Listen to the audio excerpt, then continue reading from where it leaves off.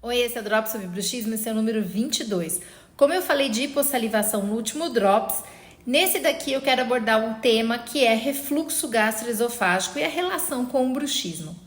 Bem, é considerado então o bruxismo relacionado ao refluxo um bruxismo como protetor, e eu vou explicar um pouquinho o porquê.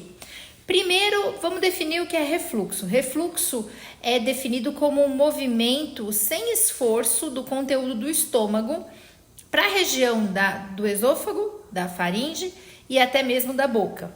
Esse refluxo, ele traz consequências, sinais e sintomas que podem ser complicados e até mesmo levar, por exemplo, a um desgaste químico dos dentes. O bruxismo também, principalmente o bruxismo do sono, né, também leva ao desgaste dos dentes, mas do tipo atrição.